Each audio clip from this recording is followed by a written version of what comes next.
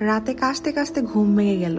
অদ্ভুত ব্যাপার, কাশতে কাশতে যে মানুষের ঘুম ভেঙে যায় তা জানতামই না। হাতের ঘড়িটার দিকে তাকালাম, রাত 12টা 5। আমি একা শুয়ে আছি 3টি রুমের মাঝে সর্বপশ্চিমের রুমে। মাঝের ঘরে ঘুমাতাম, কিন্তু সেখানে ছোট ভাই ফুল স্পিডে ফ্যান ছেড়ে ঘুমাচ্ছে। আমার ঠান্ডা লেগেছে তো তাই এই ঘরে ফ্যান বন্ধ করে ঘুমাচ্ছিলাম।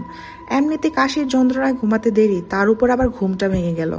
বিদ্যুৎ নেই, ঘুটঘুটে অন্ধকার চারদিকে, পরিবেশটাও স্তব্ধ। মাঝে মাঝে কিছু রাত জাগা পাখির শব্দ ছাড়া কোনো আওয়াজ নেই। হঠাৎ অদ্ভুত কিছু শব্দ শুনতে পেলাম, অস্পষ্ট, এমন যে বহু দূর থেকে ভেসে আসছে কোনো গানের সুর। ধীরে ধীরে শব্দটা স্পষ্ট হলো, মেয়েলি গলায় কেউ যেন গান গাইছে। বড্ড করুণ সেই সুর, কিন্তু মিষ্টির স্বর। বুকের ভিতর কেমন হাহাকার করে উঠল, কোনো এক অজানা মোহ যেন আচ্ছন্ন হয়ে গেলাম।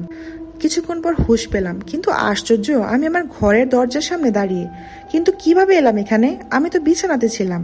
হঠাৎ আবার সেই অজানা গানের সুর, বড্ড করুণ কিন্তু খুবই জাদুকরী। গানের উৎসটা উত্তর দিকের কলপারে, একটা তেঁতুল গাছ রয়েছে সেখানে। লোকমুখে অনেক কথাই প্রচলিত, তেঁতুল গাছ গ্রামের মানুষের কাছে কতটা খারাপ তা তো আর বলে দিতে হয় না।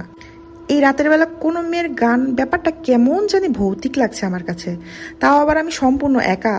কিন্তু গানের সুরটা বারবার আমাকে আকৃষ্ট করছে। কৌতূহল হচ্ছে প্রচুর। ভয় আর কৌতূহলের মধ্যে কৌতূহল জিতে গেল। যাওয়ার সিদ্ধান্ত নিলাম সেখানে। হয়তো কোনো গল্পের প্লট পেয়েও যেতে পারি, দেখা পেতে পারি কোনো অপ্সরার। গল্পের নামটাও মনে মনে ঠিক করে নিলাম, মধ্যরাত এবং সে। হ্যাঁ, এটাই দিব নাম। চারদিকে ঘুটঘুটে অন্ধকার, অপার্থিব গানের সুর বাদে পাতা নড়ার শব্দও নেই।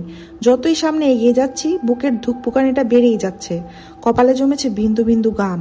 কলপাড়ের দিকে যতই যাচ্ছি ততই আলোর বিচ্ছুরণ দেখতে পাচ্ছি, যেন কেউ কলপাড়ের আলো আলোকিত করে রেখেছে। কলপাড় দৃষ্টিগোচর হতে হতবাক হয়ে গেলাম।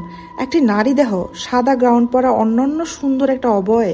তার শরীর থেকে বিচ্ছুরিত হচ্ছে শত ভোল্টের আলো। মাথাটা নিচু করে আপন মনে গান গাইছে সে। কে তুমি? বলার সাথে সাথে গান বন্ধ হয়ে গেল তার। মাথাটা উঁচু করে আমার চোখে চোখ রাখলো। অপূর্ব, এত রূপ কোনো মানুষের হয়? হয়তো সে মানুষ না। গোলাপের পাপড়ির মতো রক্তবরণ গাল, গোলাপি ঠোঁট, আর সবচেয়ে আশ্চর্য তার হরিণী চোখ।